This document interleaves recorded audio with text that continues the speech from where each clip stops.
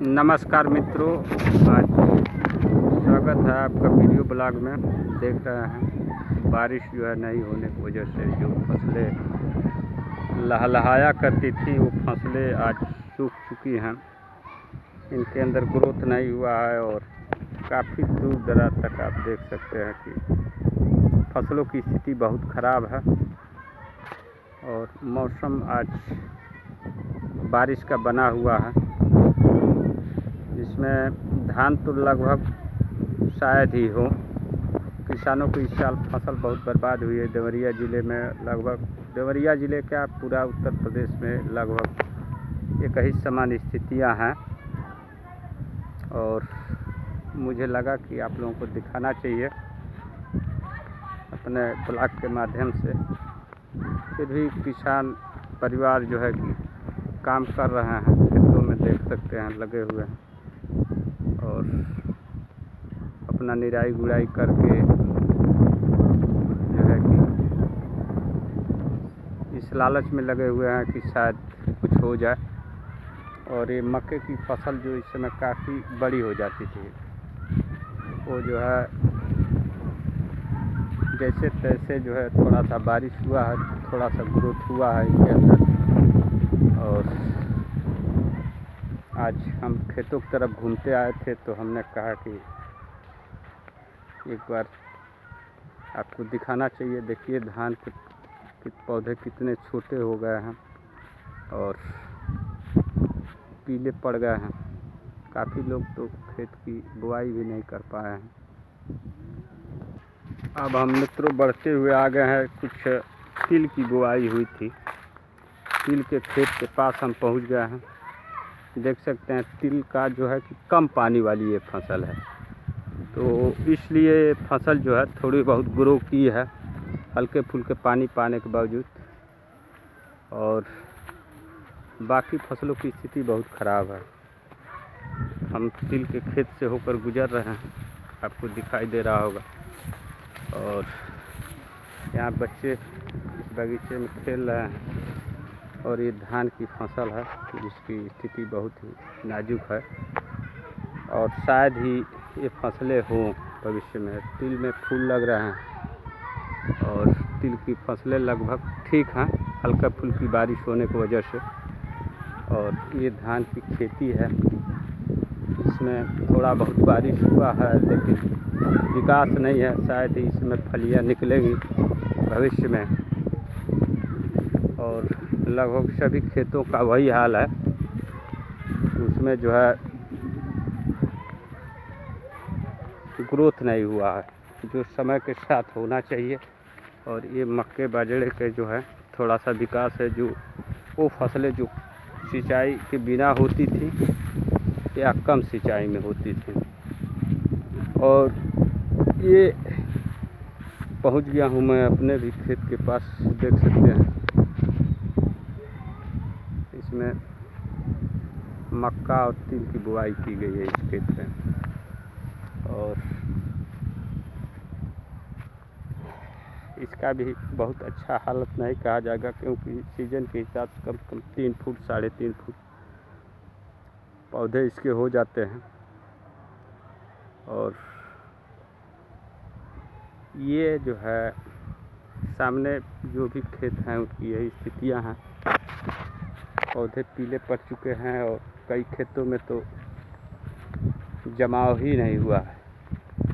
और आपके सामने कुछ बच्चे जो है आपको यहाँ बकरी चराते हुए दिख जाएंगे सामने टावर के करीब। और ये हाई टेंशन इलेक्ट्रिक टावर है जो पावर सब स्टेशनों को सप्लाई दिया जाता है, जो डिस्ट्रीब्यूशन का काम करते हैं अपने अपने सब स्टेशनों के माध्यम से।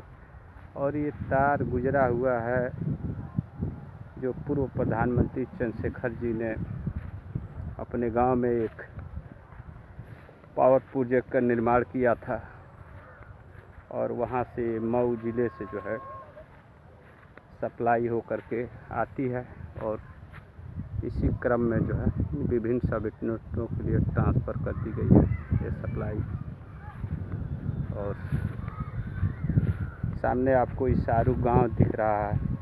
उधर से सलेमपुर और भागलपुर मार्ग को जोड़ने वाली एक सड़क गुजरती है और बीच में जमुआर नाला है, जो इस समय पानी से लबालब भर जाता था, लेकिन बरसात नहीं हो पाने के कारण जो है वो भी भरा हुआ नहीं है।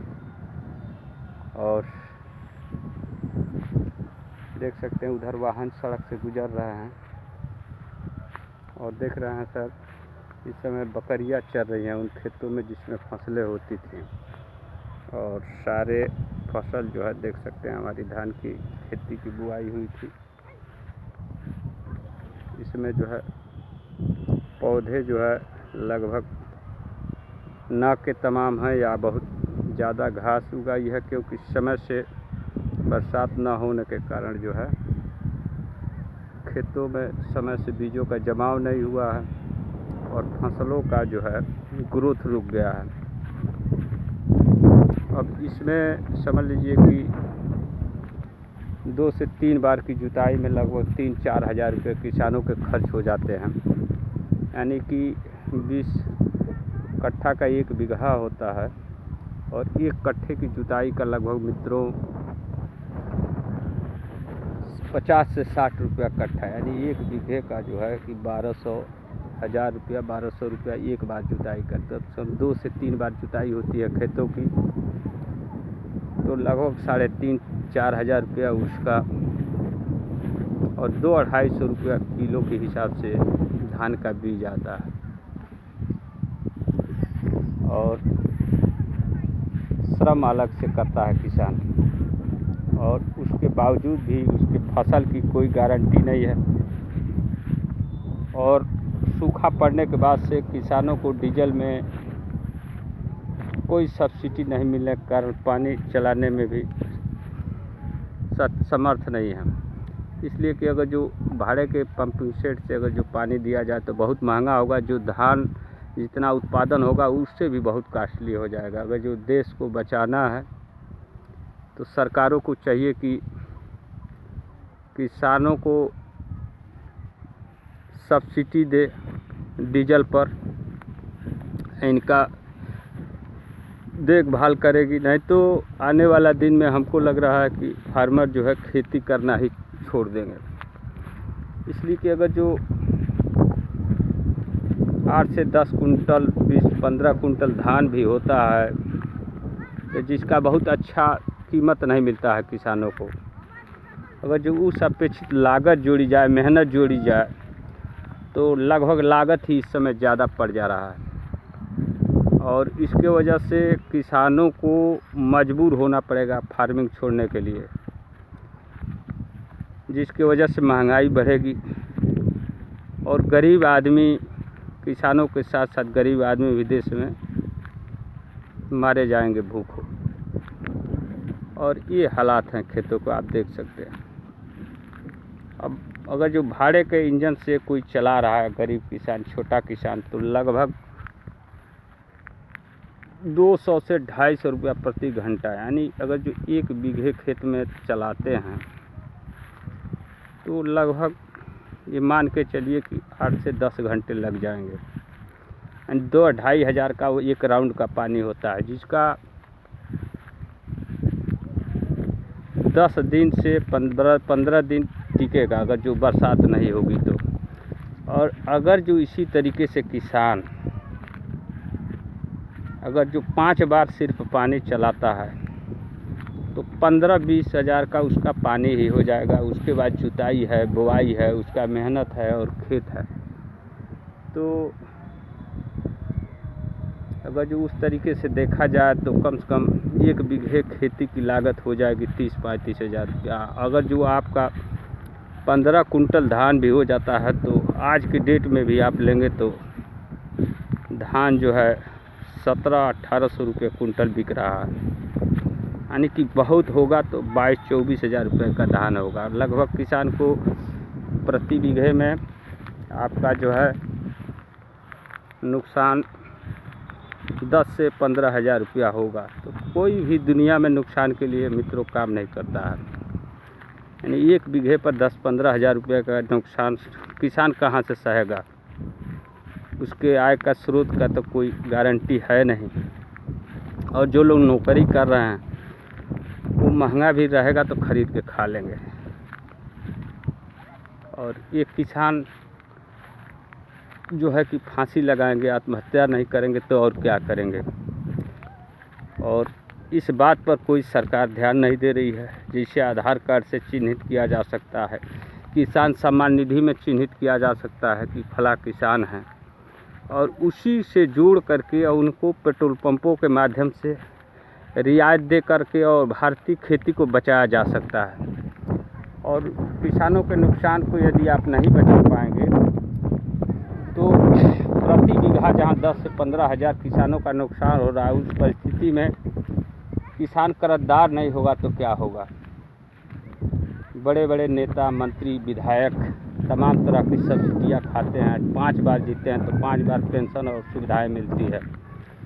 और एक किसान पीढ़ी दर पीढ़ी कर्जदार होकर मरते जाता है, उसका कभी उद्धार नहीं होता है। ये इसका कारण ये है कि हमारे देश के राजनेता कभी इस बात पर ध्यान नहीं दिए कि किसानों के लिए भी कुछ करना चाहिए। किसानों के नाम पर वोट सब कुछ लेते रहे, उनसे मतदान कराते रहे, उनको उसी मकर जाल में मरने के लिए छोड़ दिए हैं। इसका नतीजा है कि किसान जो है रोज़ आत्महत्या कर रहे हैं, मर रहे हैं। और इस पर अगर जो भविष्य में सरकारें ध्यान नहीं देगी, राजनेता ध्यान नहीं देंगे तो यहाँ से खेती